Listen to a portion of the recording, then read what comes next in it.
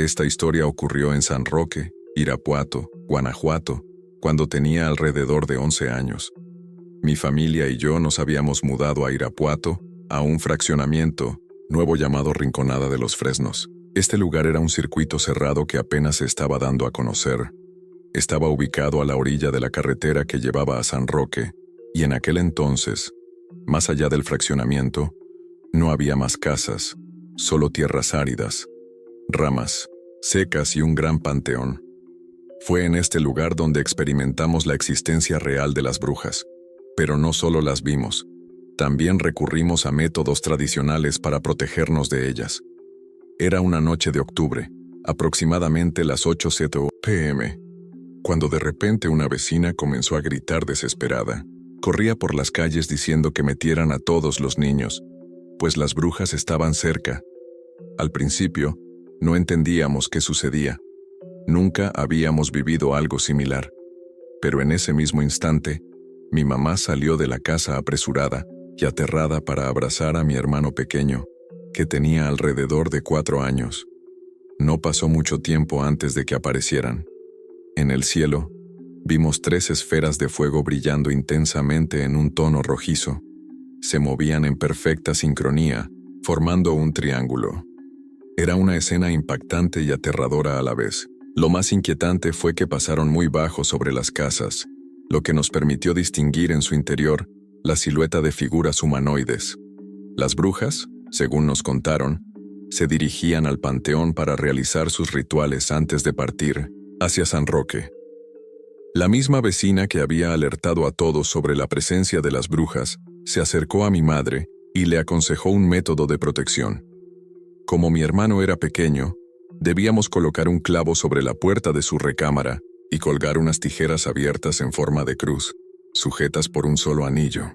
Según ella, este método era muy efectivo y ampliamente utilizado en el fraccionamiento, ya que se decía que las brujas caminaban sobre los techos en plena madrugada, acechando a los niños pequeños. No entendíamos por qué San Roque estaba tan vinculado con la brujería. Sin embargo, la vecina, quien era originaria de ahí, nos dijo algo escalofriante. En San Roque, 1 de cada 3 personas es bruja. Nuestra curiosidad fue tanta que decidimos visitar aquel pueblo. San Roque resultó ser un pueblo pequeño, sin calles pavimentadas donde el polvo y la tierra dominaban el paisaje. Las casas eran sencillas, algunas deterioradas, y lo más extraño era que casi no se veía gente en las calles. Nuestra vecina nos explicó que, aunque ella era originaria de San Roque, no practicaba la brujería. Sin embargo, sus abuelos, tíos y otros familiares sí lo hacían, y ella había aprendido algunas cosas de ellos. Para demostrarlo, le hizo una pequeña demostración a mi mamá. No puedo decir exactamente qué fue lo que hizo, pero mi madre quedó asombrada y aterrada.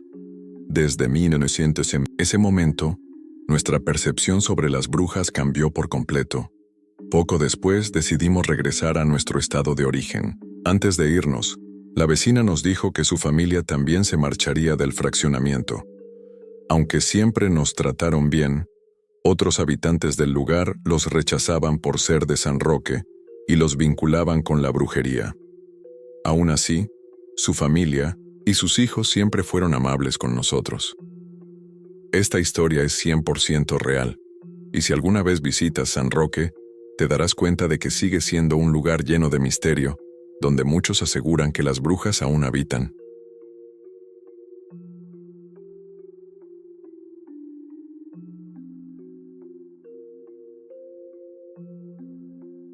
Todo ocurrió el 3 de noviembre de 2022. En ese entonces trabajaba para una empresa de seguridad aquí en Irapuato, la cual prestaba servicios a una maquila de piezas automotrices. Ese día nos tocaba el turno nocturno, de 7 de la tarde a 7 de la mañana. Desde el cambio de turno hasta la salida del personal, todo transcurrió con normalidad. Hubo tiempo extra, ya que unas 30 personas se quedaron 3 horas más de su horario habitual.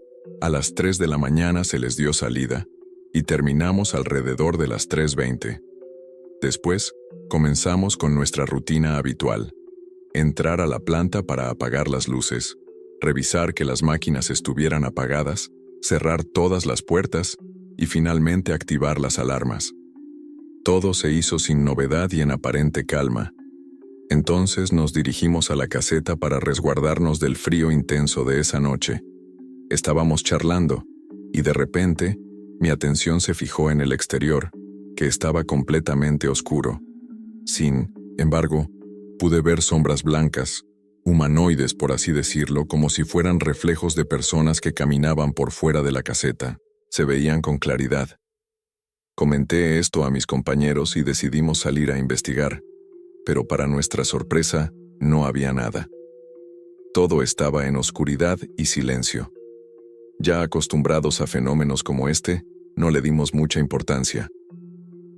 Uno de mis compañeros mencionó en tono de broma que probablemente eran almas regresando al inframundo, ya que había terminado el día en que se les permite estar aquí. Todos nos reímos y continuamos con lo nuestro, preparando café y comiendo galletas mientras pasaba el tiempo. Dos de mis compañeras se acomodaron para descansar un poco antes de que llegara la hora de dar acceso al personal, que era a las 5:30 de la mañana. Los demás sacamos nuestros teléfonos, y fue entonces cuando comenzó a escucharse un silbido fuerte y peculiar, proveniente de la zona del patio de la caseta. Pensamos que era alguien que pasaba por la calle, ya que la zona está bastante transitada a esas horas, pero salimos a revisar. No encontramos nada fuera de lo común. Volvimos a la caseta y en menos de 5 minutos el silbido se repitió, ahora desde otro lugar. Salimos nuevamente, esta vez más alerta, pero otra vez todo estaba en orden. En ese momento, solo quedábamos 2 personas despiertas. Gerardo, un compañero de unos 40 años, alto, delgado y valiente que nunca temía a nada, y yo. Mientras tratábamos de perder el tiempo en nuestros teléfonos, se despertó una de mis compañeras, quien también escuchaba el silbido y no podía conciliar el sueño. Cuando salimos otra vez, el silbido comenzó a sonar desde distintos puntos, al norte y al sur de la planta, cerca de las cajas de trailers estacionados. Cada uno de nosotros lo escuchaba en lugares distintos, incluso en el cielo. Gerardo sospechó que podría tratarse de un ladrón, alguien que se hubiera metido en la maquila. Una parte importante de nuestro trabajo consistía en vigilar el cable costoso que se utiliza en la planta, por lo que decidimos hacer una ronda para asegurarnos de que no hubiera intrusos. La maquila es bastante amplia, ocupa toda una manzana, aproximadamente 4 calles a la redonda. Mientras avanzábamos, el silbido seguía y nos llevó hacia unos contenedores. Gerardo se acercó a inspeccionar, pero no encontramos nada. Sin embargo, el sonido seguía y se movía a diferentes lugares. Decidimos seguir avanzando y revisar más a fondo. Llegamos a un pasillo estrecho, por donde se podría haber ingresado desde la calle, ya que la tela de protección estaba baja. Pensamos que quizás alguien había pasado por ahí, por lo que Gerardo se adentró por ese pasillo mientras yo recorría el otro lado, cerca de las bodegas. Mientras caminaba, el silbido seguía sonando, y en ese momento comencé a escuchar pasos detrás de mí. La temperatura descendió repentinamente a pesar de que ya era bastante baja. Llegué a las bodegas justo enfrente del pasillo, esperando a que Gerardo saliera para continuar con el recorrido. Pero en el instante en que le di la espalda a las bodegas, escuché un silbido justo en mi oído derecho. Sentí un aire cálido pasando cerca de mi oído, lo que me produjo un miedo intenso. Mis músculos se tensaron, sentí como si la sangre se me bajara a los pies y un ligero tirón en la nuca. En ese momento, Gerardo salió del pasillo y vio mi rostro aterrorizado, con las lágrimas al borde de mis ojos. Me preguntó qué pasaba y me dijo que no tuviera miedo, pero que lo que estaba rondando no era una persona común, sino algo mucho más siniestro. Gerardo empezó a preguntar a lo que fuera que estaba allí qué quería, qué necesitaba y cómo podíamos ayudarlo, pero era claro que no recibiríamos ninguna respuesta. A partir de ese momento, el ambiente cambió drásticamente. Sentíamos una pesadez en el aire, nos costaba respirar y era evidente que algo o alguien nos seguía. En el recorrido al llegar al área del comedor, escuchamos unos golpes suaves contra los cristales. Miré rápidamente en busca de lo que causaba ese ruido, pero no vi nada. El golpeteo fue aumentando y por más que giraba la cabeza no lograba encontrar la fuente del sonido. A medida que pasaba el tiempo, el ruido parecía volverse más fuerte, como si algo quisiera llamar mi atención.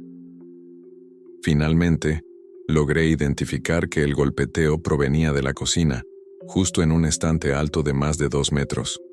Fue allí donde vi lo más aterrador de mi vida.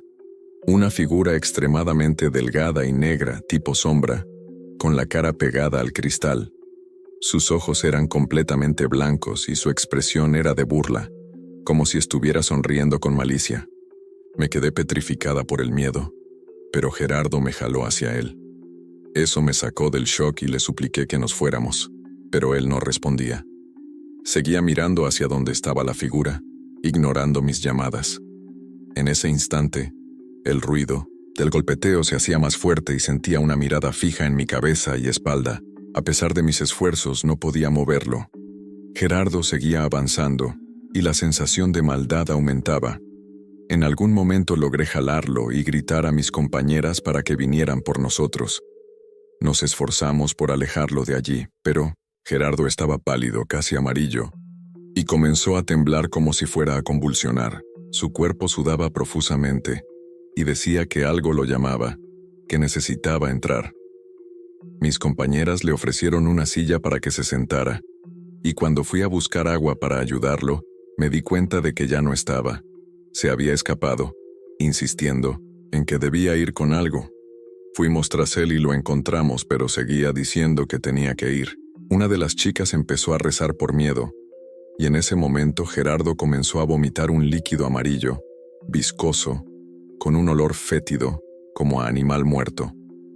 Después de un rato, Gerardo comenzó a recuperarse, pero no recordaba nada de lo ocurrido.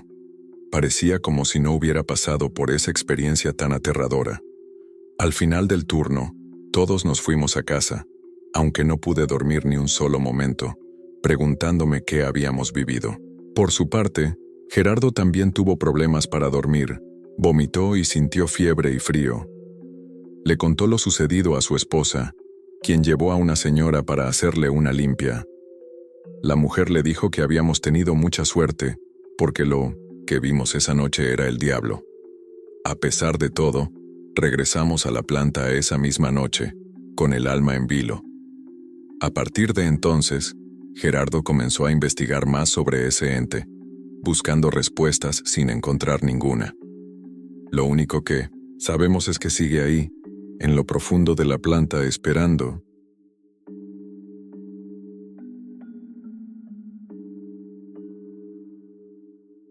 Hace casi 10 años me mudé a mi casa después de haber vivido más de 6 años con mi suegra. Mi segundo hijo había nacido apenas un mes antes, y mi hija mayor estaba a punto de cumplir 6 años. Nuestra casa está en un pequeño ranchito, muy tranquilo en Irapuato. Todo marchaba bien.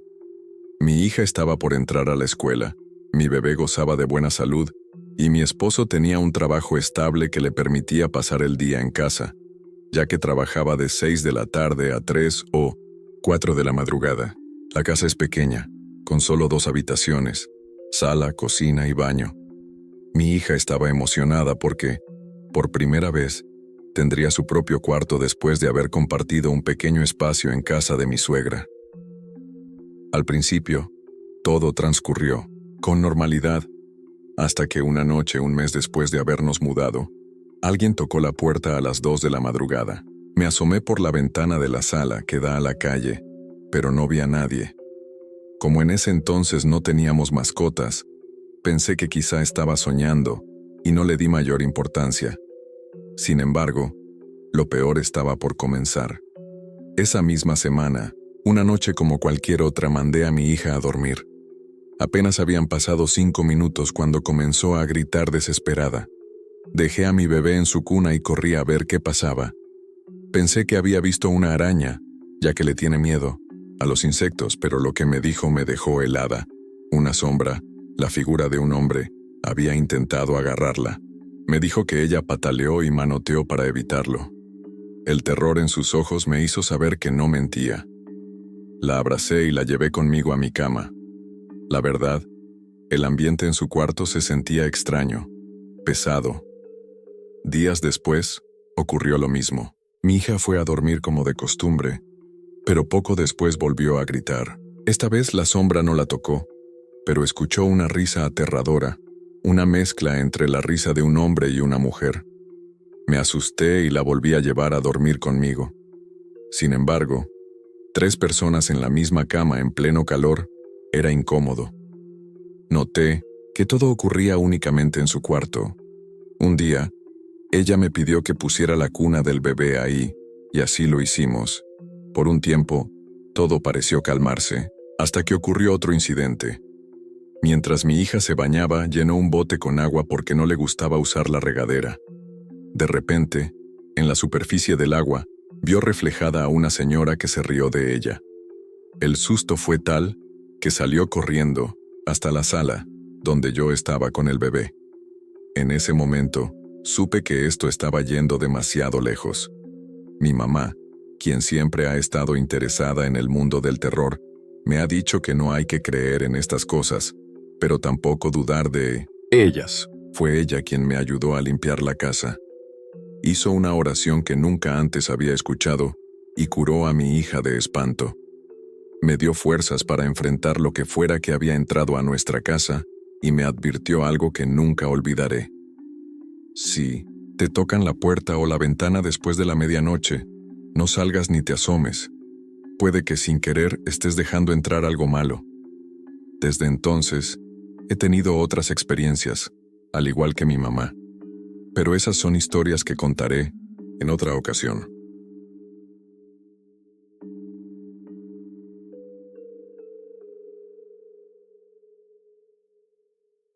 Mi experiencia ocurrió en mi antiguo trabajo como guardia de seguridad en una empresa en Irapuato, Guanajuato. Como es normal en este tipo de empleo, los turnos rotaban entre el día y la noche. Lo que me sucedió ocurrió en una época en la que la planta estaba completamente sola, ya que todos los trabajadores estaban de vacaciones por las fiestas navideñas. Eso la hacía un lugar aún más solitario y por momentos inquietante, sobre todo cuando nos tocaba hacer rondines en la oscuridad. Aquella noche, mis compañeros y yo aprovechamos la tranquilidad para cenar juntos. Sin el ajetreo de la planta en operación, podíamos relajarnos un poco mientras intercambiábamos pláticas sin mucho sentido. Como siempre me han apasionado los temas paranormales, saqué el tema en la conversación. Era el momento perfecto. 6 compañeros, una planta vacía, el silencio absoluto, y como si fuera poco, un cerro justo al lado del lugar. La charla fluyó con relatos sobre experiencias extrañas, cada quien contando lo que le había pasado. En medio de nuestra plática, se escuchó una risa tenue proveniente del cerro. Nos quedamos en silencio por un segundo y nos miramos entre nosotros, como preguntándonos si realmente habíamos escuchado algo o solo había sido nuestra imaginación, pero seguimos conversando sin darle mucha importancia. Poco después, la risa se volvió a escuchar, pero esta vez con más claridad.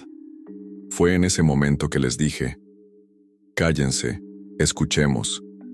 Y entonces lo oímos. Era una risa burlona, nítida, el clásico sonido que se asocia con una bruja, de esas carcajadas agudas que se escuchan en las historias y leyendas. Todos quedamos en shock, porque nunca habíamos oído algo así y, mucho menos, tan cerca. Nos acercamos a la orilla de la planta para ver mejor el cerro, pero no se veía absolutamente nada. La noche transcurrió sin más incidentes, y al siguiente turno nocturno, ya casi habíamos olvidado lo sucedido. La rutina fue la misma: cenar, platicar y hacer los rondines. Nos turnábamos para descansar en la caseta mientras los demás patrullaban la planta. En uno de esos lapsos, un compañero y yo estábamos en la caseta. Él estaba profundamente dormido, y yo, por alguna razón, no podía conciliar el sueño. Me daba hasta envidia verlo dormir tan tranquilo mientras yo sentía una incomodidad extraña, como si algo me impidiera relajarme. Me recargué en la puerta de la caseta tratando de descansar un poco, cuando de repente mi cuerpo se sintió pesado. Intenté moverme y no pude. ¿Qué carajos?, pensé, y fue ahí cuando la vi. A mi lado, flotando en el aire, estaba una figura oscura, envuelta en un manto negro que le cubría la cabeza. No tenía un rostro visible, solo una silueta borrosa, como esas imágenes que censuran por ser demasiado fuertes. No sé cómo describirlo con exactitud, pero algunos amigos, cuando les conté la historia, me dijeron que se parecía a los dementores de Harry Potter, y la verdad es que sí, era idéntica. No sentí miedo, sino asombro. La figura no se movía, solo flotaba a mi lado, y de pronto sentí como me estaba absorbiendo algo. No sé si era mi energía, mi fuerza o qué, pero claramente estaba drenándome. Yo seguía sin poder moverme, mientras mi compañero dormía como si nada estuviera pasando. El momento duró unos 40 segundos, que parecieron eternos, hasta que, de repente, la cosa desapareció y yo recuperé el control de mi cuerpo. Me quedé sentado, completamente desconcertado. Miré a mi compañero, quien seguía en su sueño profundo sin enterarse de nada. Ya no le conté nada en ese turno, y el resto de la noche transcurrió sin incidentes. No supe qué fue exactamente lo que vi, pero lo relacioné de inmediato con la risa que habíamos escuchado la noche anterior. ¿Era la misma presencia? ¿Había bajado del cerro hasta la caseta? Nunca lo supe, pero esa experiencia sigue grabada en mi mente hasta el día de hoy.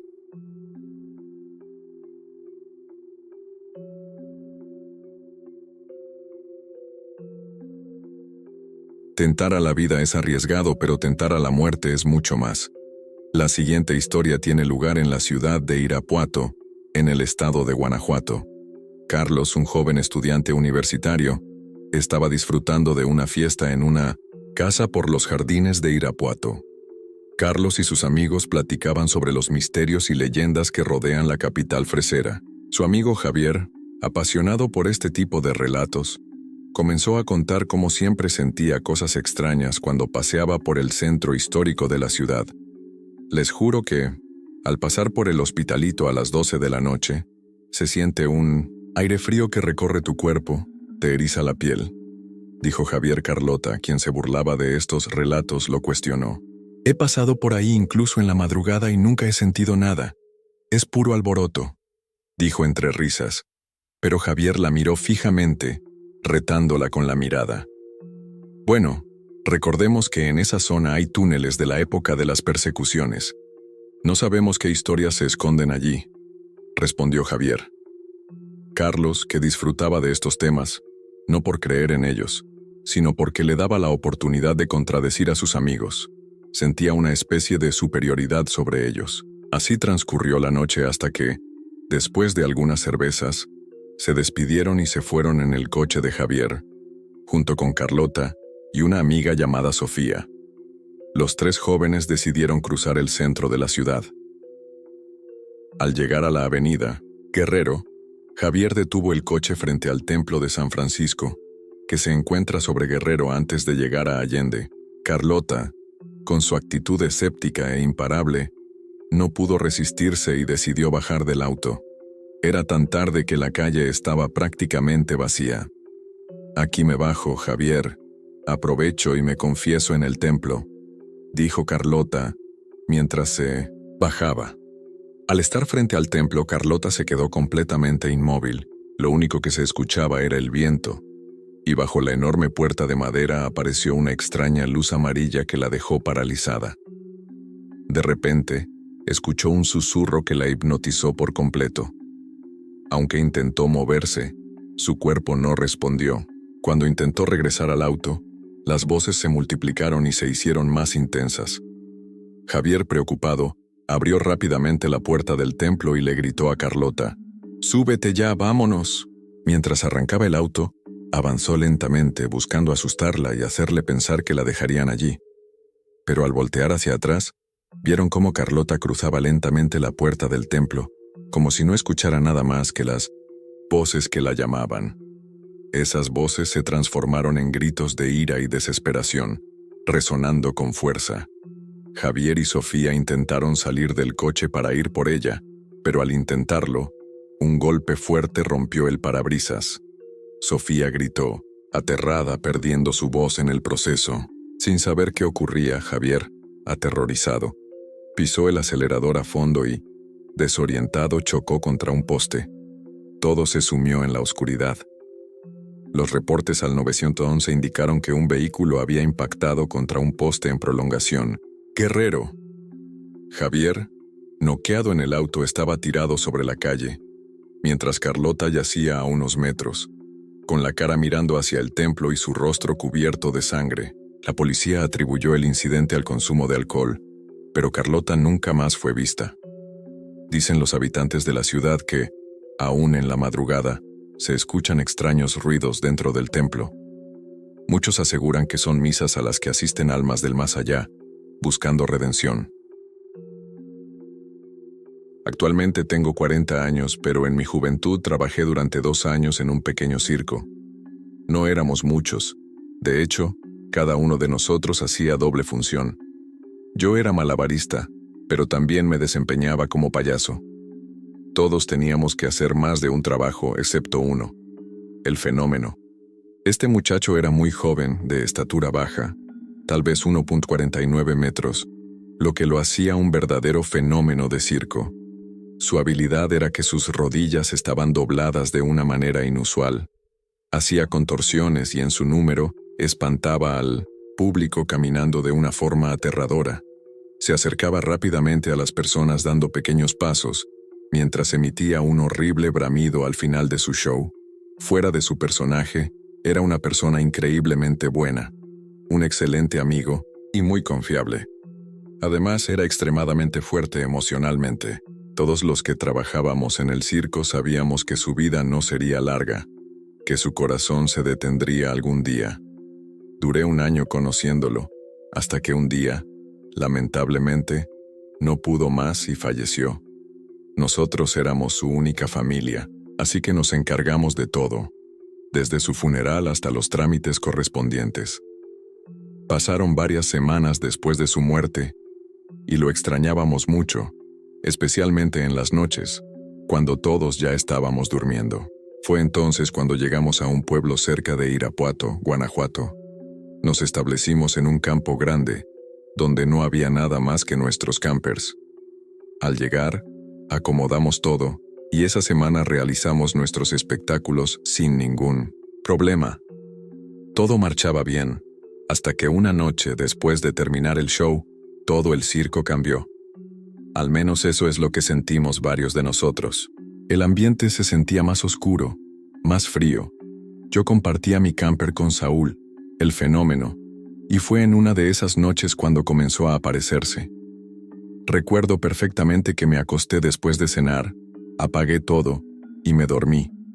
Pero un golpeteo débil en la ventana me despertó.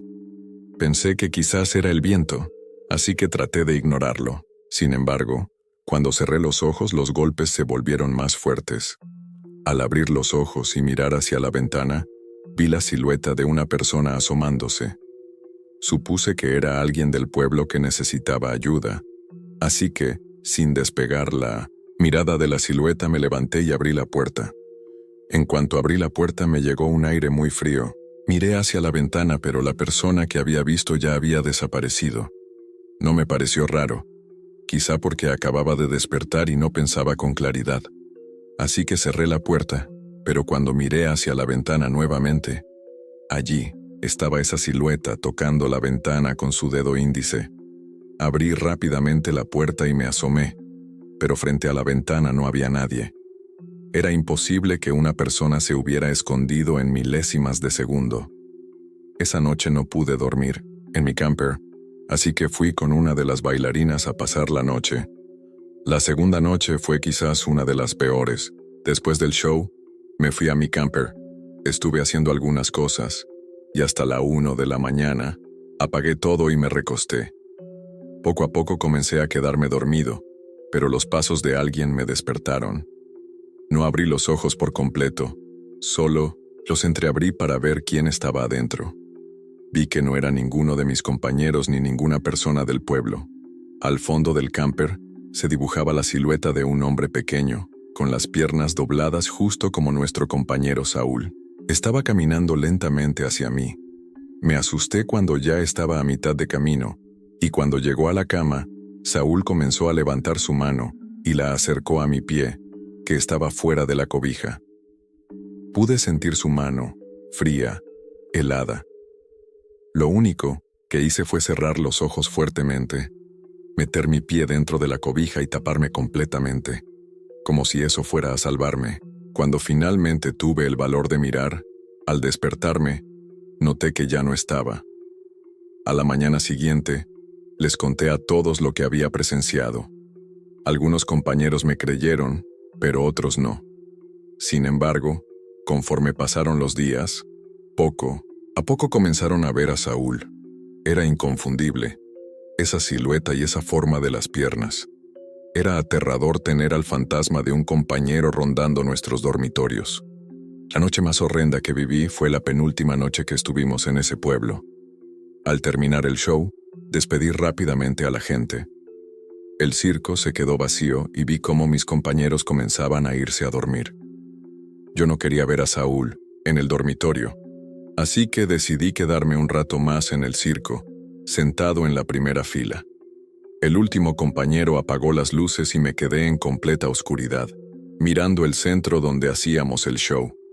Pensaba en algunas ideas para incorporar al circo. Estuve quizá una hora allí. En plena oscuridad comenzaron a llegar a mi mente imágenes de Saúl. Pensé que su alma todavía rondaba ese lugar.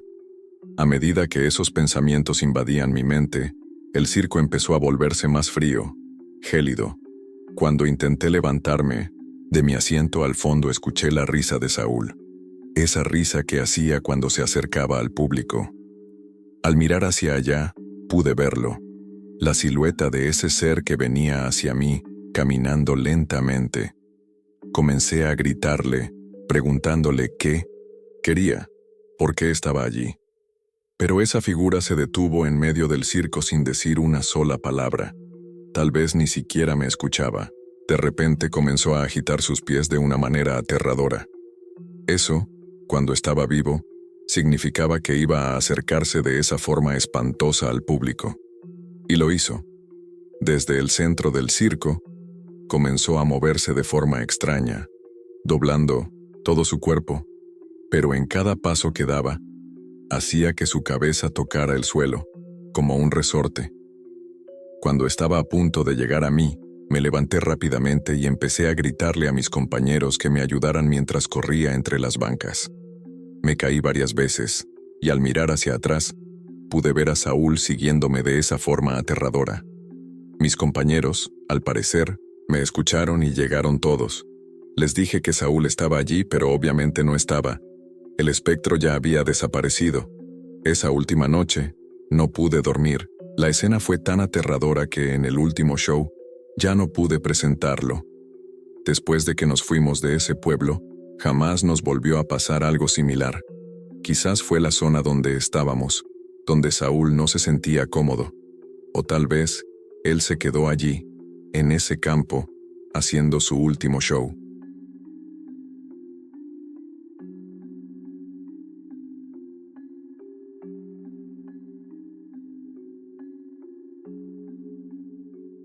La leyenda de la Bruja de las Malvas tiene su origen en las comunidades de Malvas y Rancho Grande, en Irapuato, Guanajuato. Se dice que un joven campesino fue hechizado por una enigmática y temible mujer, cuyo encanto y dulce voz lo atraparon, hasta hacerlo perder la razón. Esta historia fue narrada por un lugareño de Rancho Grande quien, por discreción, pidió permanecer en el anonimato. Carlos Sánchez Herrera la recopiló en su libro Irapuato, Fundación, Tradiciones y Leyendas, cambiando los nombres de los involucrados para proteger su identidad. En esta versión, el testigo es un anciano de más de 80 años, a quien llamaremos Don Anselmo. Según Don Anselmo, este suceso le ocurrió a un pariente suyo llamado Macario, un joven de apenas 19 años en aquel entonces. Durante las festividades del rancho, a las que acudía gente de las comunidades vecinas, Macario conoció a Rosa, una muchacha sencilla y hermosa. Fascinado por su belleza, no tardó en enamorarse perdidamente. Animado por sus amigos, el joven se atrevió a cortejarla y con el tiempo comenzaron una relación. Pero Rosa era de Malvas, y para visitarla, Macario tenía que recorrer a diario el largo trayecto desde Rancho Grande. Su padre le prestaba un caballo, pero con la condición de regresar antes de las 10 de la noche. De lo contrario, no volvería a prestarle el animal. Ambas comunidades estaban unidas por un antiguo camino real de unos 10 kilómetros de extensión, un sendero solitario y oscuro que preocupaba al padre del muchacho. Sin embargo, el amor hacía que Macario olvidara el peligro. Una noche, entre risas y susurros, el tiempo se le escurrió de las manos. Cuando se dio cuenta, pasaban de las 11 de la noche. La voz del padre de Rosa, llamándola con insistencia, lo trajo de vuelta a la realidad. Se despidió apresuradamente y emprendió el camino de regreso. El cielo estaba completamente negro, y la tenue luz de la luna apenas iluminaba el accidentado sendero. El viento silbaba al colarse entre la maleza y los matorrales espinosos. Melusín, pronto, una bola de fuego cruzó rauda frente a él, iluminando la noche con un resplandor espectral. El caballo se encabritó, soltando un relincho aterrador. Descontrolado se alzó sobre sus patas traseras y, en un brusco movimiento, lanzó a Macario al suelo antes de salir disparado, perdiéndose en la oscuridad. Aterrorizado, el joven se puso de pie y echó a correr sin rumbo fijo, hasta que notó que la luz de la bola de fuego se detenía entre los árboles. Respirando con dificultad, intentó calmarse. Con esfuerzo venció su miedo y se acercó al lugar donde el resplandor había desaparecido. Lo que encontró lo dejó sin aliento. Una mujer de belleza hipnotizante se erguía entre la maleza. Su piel resplandecía a la luz de la luna y sus labios entonaban una melodía tan dulce que parecía surgir de otro mundo. Macario quedó inmóvil, como atrapado en un trance. Sin poder apartar la vista de ella, alzó la mano para acariciar su rostro, pero en cuanto sus dedos estuvieron a punto de rozar su piel, la mujer se transformó en una serpiente y huyó entre los arbustos. Sobrecogido por el espanto, Macario sintió de pronto una mano fría posarse sobre su hombro. Un escalofrío le recorrió la espalda y en ese mismo instante perdió el conocimiento. Cuando despertó, estaba sentado sobre una gran roca. Su ropa estaba rasgada y su rostro arañado. Miró a su alrededor, desorientado. No reconocía el lugar. El sendero había desaparecido, y la sensación de extravío lo oprimió como una pesadilla sin fin. Con el alba despuntando en el horizonte, se levantó y comenzó a caminar. Pero cuanto más avanzaba, más perdido se sentía. El camino que creía conocer parecía haberse desvanecido, como si la misma tierra lo hubiera expulsado. El joven cayó al suelo completamente fatigado, y cuando recobró el sentido, se encontró de nuevo en la cima de la misma roca. Sin embargo, volvió a perder el conocimiento. Mientras tanto, en el rancho, se decía que el joven campesino había desaparecido sin dejar rastro alguno. El caballo regresó solo a su casa, pero murió de hambre y sed, pues se mencionaba que desde su regreso no quería comer ni se dejaba mover del lugar donde se había quedado. Los familiares del joven, desesperados, lo buscaron durante días en todos los rincones sin obtener noticias de él. Pasados varios días de angustiosa búsqueda, al caer la tarde del 9º día, el tío del joven regresaba a su trabajo. Al pasar cerca de un potrero, vio a lo lejos a un hombre sentado sobre la gran roca. Al acercarse, lo reconoció. Era su sobrino, quien había desaparecido misteriosamente días antes. Lo llevó rápidamente a su casa, aunque sin poder explicar qué hacía allí, ni por qué estaba en tan precarias condiciones. Cuenta la leyenda que aquel joven campesino había sido víctima del maleficio de la bruja. Desde aquel día, nunca pudo decir lo que ocurrió ni dónde estuvo durante esos días. que curiosamente para él, solo fueron una noche. Desde que tengo memoria, he vivido varios sucesos paranormales que he querido contar, pero los dejaré para otra ocasión. Hoy les compartiré un acontecimiento que no viví yo, sino mi mamá, y que me dejó helada. He querido platicarlo con alguien, y qué mejor que hacerlo con esta bella comunidad. Para ponerlos en contexto, todo se desprende de un suceso ocurrido hace 30 años en la colonia donde viven mis papás, en Irapuato, Guanajuato. Cuenta mi mamá que cuando estaban construyendo su casa, la colonia estaba muy deshabitada. Había pocas casas, y por lo tanto, todos se conocían. Entre los vecinos había una pareja que vivía a una calle de la casa de mis papás.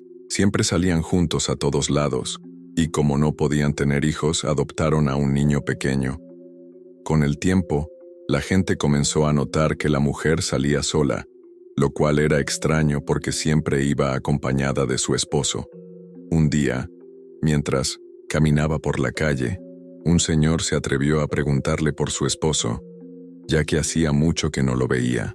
La mujer, visiblemente nerviosa, respondió que estaba en la casa. Pasaron los días, y de repente, dejaron de ver a la mujer también. Poco después, un olor extraño comenzó a salir de su casa. Los pocos vecinos que había llamaron a la policía. Cuando los agentes entraron, encontraron 2 cuerpos. La pareja había muerto intoxicada, supuestamente por dejar abierta la llave del gas. Sin embargo, el cuerpo del hombre ya tenía más tiempo descompuesto. Los vecinos preguntaron por el niño, que vivía con ellos, pero nadie lo encontró, ni vivo ni muerto. Y así, el misterio quedó sin resolver. Ahora, 30 años después, el esposo de mi hermana compró esa casa y se mudaron ahí hace aproximadamente un mes. A lo largo de los años, muchas personas han vivido en esa casa, ya que siempre la rentaban, pero nadie duraba mucho tiempo. Se dice que la razón es que ahí se aparece un niño. Ni mi hermana ni nosotros sabíamos nada de esta historia hasta este fin de semana, cuando mi mamá nos la contó. Todo comenzó porque mi hermana empezó a decir que, en las noches, escucha a un niño. El otro día, mientras dormía, la despertaron con un aplauso. Ha empezado a sentir miedo, y mi cuñado también ha escuchado ruidos extraños, pero hasta ahí. Mi mamá adoptó una perrita y se la dio a mi hermana para que cuidara la casa, o al menos hiciera ruido cuando ellos no estuvieran. En el patio hay una jardinera bastante grande, y un día, la perrita comenzó a escarbar obsesivamente, en una esquina específica. No dejaba de hacerlo, y tras un rato, logró hacer un agujero grande. Hace aproximadamente una semana, del hoyo que hizo, la perrita sacó una cabeza de muñeco muy vieja y antigua. A mi hermana le dio mucho miedo y, sin pensarlo, la tiró a la basura y tapó el agujero. Sin embargo, la perrita sigue insistiendo en escarbar en la misma esquina de la jardinera. Cuando mi mamá se enteró, nos contó toda la historia, y además, un suceso que vivió antes de que la perrita encontrara el muñeco. Resulta que días antes, mi hermana se había ido de viaje y le dejó las llaves de la casa a mi mamá, para que fuera a darle de comer a la perrita. Una mañana, mientras mi mamá estaba en el patio sirviéndole la comida, vio a un niño pequeño parado junto a la pared. El niño le hablaba, pero ella no logró entender lo que decía. De pronto, el niño corrió y se metió en el hoyo que la perrita había escarbado. Se me ha puesto la piel chinita al escribir esto. A mi mamá le dio muchísimo miedo y salió corriendo de la casa. Hemos llegado a la conclusión de que es posible que la mujer que vivía ahí hace 30 años haya enterrado al niño en esa jardinera, junto con algunos juguetes, y por eso, cuando encontraron los cuerpos de los adultos, nunca hallaron el del niño. Nos asusta la idea de que la perrita siga escarbando y encuentre más juguetes, o algo peor. Realmente no sé cómo vaya a terminar todo esto o si seguirán ocurriendo más cosas. Ya les iré contando.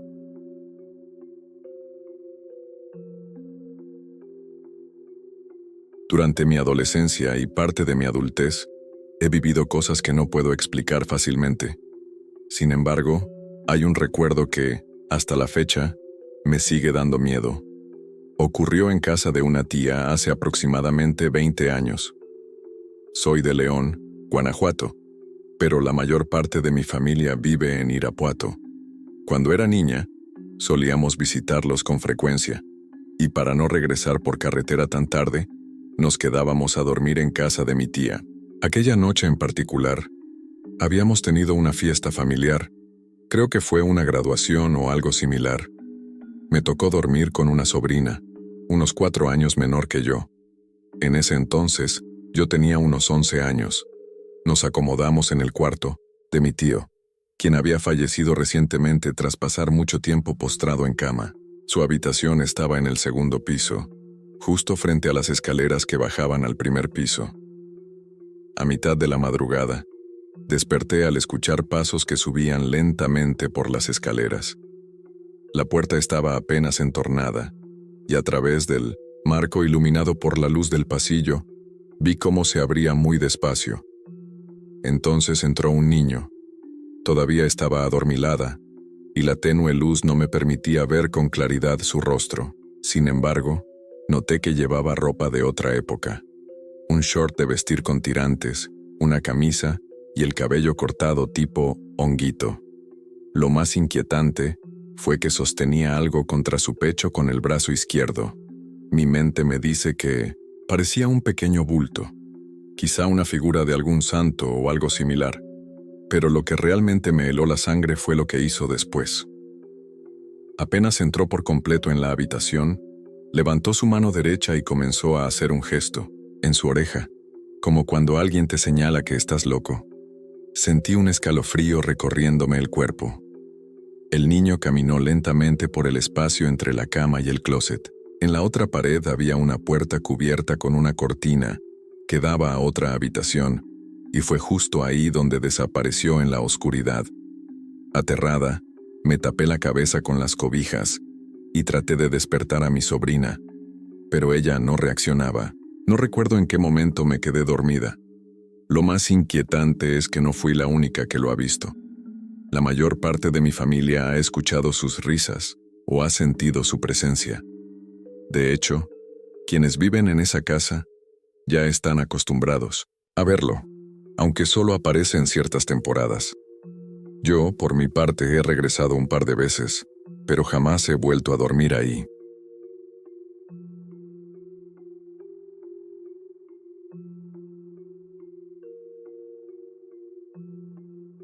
Ojalá me puedan ayudar.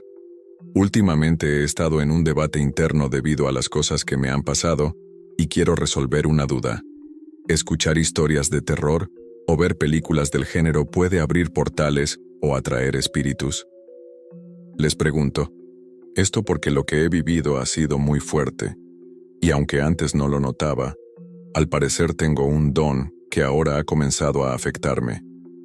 Actualmente, estoy asistiendo con una psicóloga que también se especializa en curaciones con ángeles, algo así como una psíquica. Mi bisabuela falleció en 2007 y fue una persona muy especial.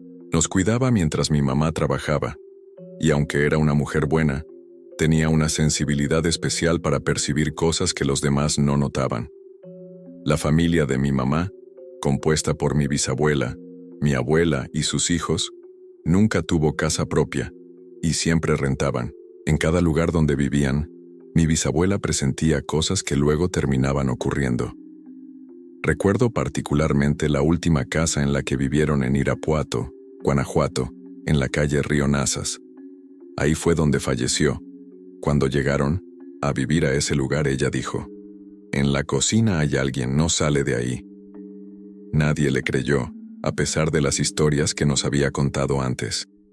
Con el tiempo, una de sus advertencias cobró sentido. Como en la casa vivían muchos nietos, uno de mis tíos dormía en la cocina porque era un espacio grande. Solo tendía unas cobijas en el suelo y ahí pasaba la noche, hasta que un día despertó gritando, aterrado. Dijo que alguien estaba sobre él, lo que muchos llamarían, se le subió el muerto. Nadie le creyó, pero mi bisabuela sí. Y después de esa noche él nunca volvió a dormir ahí. Ahora que lo pienso, me doy cuenta de que algo heredé de ella. Desde pequeña he tenido presentimientos, pero no les prestaba demasiada atención. Uno de los más fuertes fue el día en que falleció mi bisabuela. Mi mamá estaba trabajando, mi papá había salido y yo me quedé sola en casa. Tenía casi 7 años y nunca despertaba llorando, pero ese día fue diferente. Me levanté angustiada, bajé a la sala y me acurruqué en un sillón. Sentía miedo, aunque no sabía por qué. Algo dentro de mí me decía que mi bisabuela había muerto. Solo estaba esperando que llegaran por mí para confirmarlo. Cuando mi mamá llegó, fuimos a la casa donde falleció. Como tenía cáncer y ya no podían hacer nada por ella, la habían mandado a casa a pasar sus últimos momentos. Recuerdo haber entrado a su habitación y verla acostada en la cama, con una venda en la cabeza. Me acerqué, le tomé la mano y sentí un apretón. No sé si fue un reflejo, un efecto del rigor mortis o algo más, pero se me quedó grabado. Nunca supimos con certeza la causa de su muerte, si fue por el cáncer, un infarto o un atragantamiento, porque no le hicieron autopsia ni la prepararon. Simplemente llamaron a una funeraria para que llevara un ataúd a la casa. La velamos como es costumbre y al día siguiente la enterramos. Los años pasaron y nunca le di demasiada importancia a mis sueños o presentimientos, hasta hace poco, cuando experimenté lo peor que me ha pasado en la vida. En noviembre de 2021, mi pareja y yo compramos nuestra primera casa y nos mudamos en abril de 2022. Al principio, todo iba bien, pero poco a poco comenzaron a suceder cosas extrañas. Primero fueron ruidos inexplicables. Luego, mis perritos comenzaron a llorar sin razón aparente. Después empezaron a desaparecer objetos. Todo parecía indicar que algo no estaba bien, pero lo peor ocurrió una noche. Soñé que alguien me jalaba los pies y me desperté llorando, pidiendo ayuda. Mi esposo me abrazó porque estaba en crisis, y cuando miré hacia abajo vi que mi cobija estaba a la mitad de mis pies. Nunca me descubro mientras duermo, y aquella noche la cobija estaba bien acomodada, pareja como siempre. Sin embargo, en ese momento parecía como si alguien la hubiera levantado y jalado intencionalmente. Mis pies estaban en una posición extraña, como cuando alguien te agarra de los tobillos y trata de arrastrarte. No le dije nada a mi esposo, solo lloré hasta quedarme dormida. Lo más extraño fue que esa noche habíamos tenido una pequeña discusión sin importancia y hasta se me había olvidado por completo hasta ese momento. Sin saberlo, esa noche comenzó mi pesadilla. Lo que siguió fue aún más aterrador. Esto es solo una pequeña parte de lo que he vivido. Tengo audios, fotos y pruebas de lo que realmente estuvo en mi casa. Pero antes de seguir contando más, quiero saber si hablar de esto puede traer consecuencias. Quedé muy afectada y me da muchísimo miedo recordar lo que pasó. No quiero que esa cosa regrese.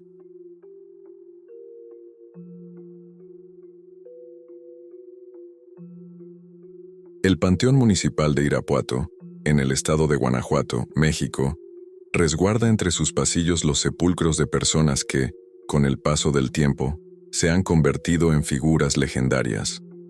Un caso notable es el de Adolfo Taboada Rivera, quien años después de su muerte, sería conocido como el soldado del Panteón de Irapuato.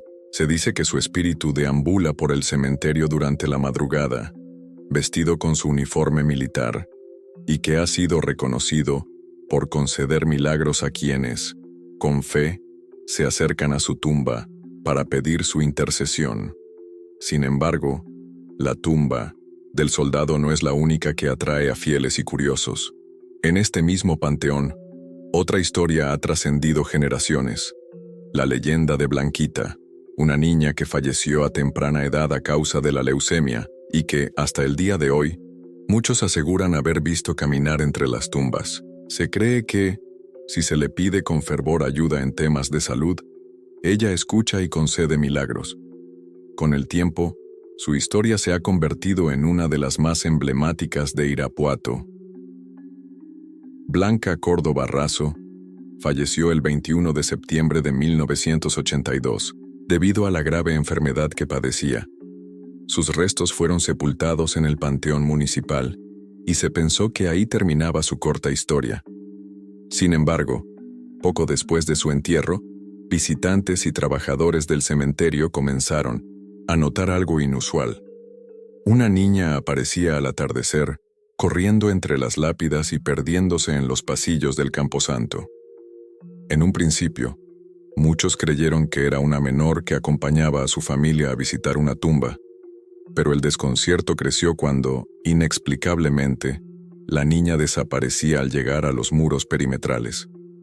Con el paso del tiempo, los avistamientos se hicieron más frecuentes, y pronto la historia se convirtió en un tema recurrente entre los habitantes de Irapuato. Curiosamente, la mayoría de los testigos coincidían en un detalle. La niña siempre llevaba consigo una muñeca y solía desvanecerse justo al llegar a una tumba con el nombre Blanca Córdoba Razo grabado en la lápida. Fue entonces cuando las personas comenzaron a asociar la presencia de este espíritu con la pequeña Blanquita. Lejos de causar miedo, su historia generó una profunda empatía. Poco a poco, su tumba comenzó a llenarse de juguetes y dulces, como una muestra de cariño, y para que tuviera con qué entretenerse. Lo más intrigante es que muchos de estos objetos, aunque están lejos del alcance de los visitantes, suelen cambiar de lugar misteriosamente, sobre todo durante la noche.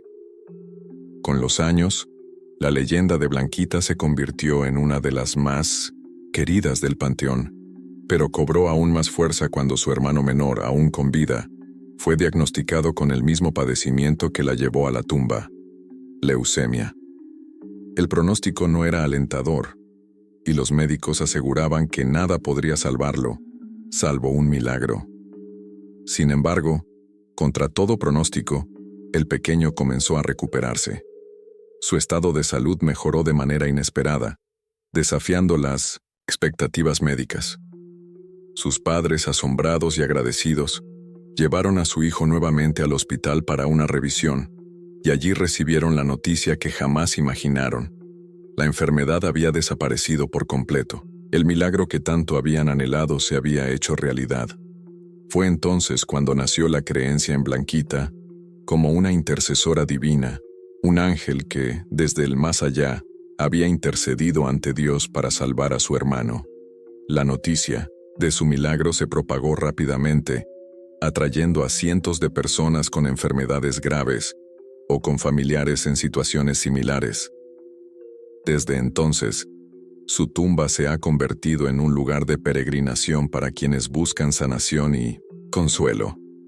Cada día, ofrendas de juguetes, flores, dulces y veladoras inundan su tumba, símbolo del cariño y gratitud de quienes creen en su intercesión. Cuentan los visitantes que Blanquita sigue deambulando por el panteón, a veces con su muñeca entre los brazos, apareciendo ante aquellos que necesitan esperanza. Hasta la fecha, la tumba de Blanquita es una de las más visitadas en el Panteón Municipal de Irapuato, especialmente los días 1 y 2 de noviembre, cuando el Día de Muertos cubre el camposanto con flores de cempasúchil, velas e incienso.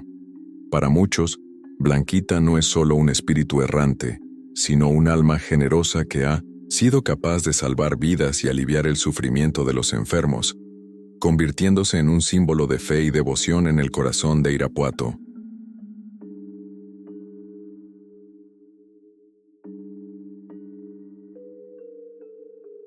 Es bien sabido que el centro histórico de Irapuato alberga numerosas historias sobre los legendarios túneles subterráneos.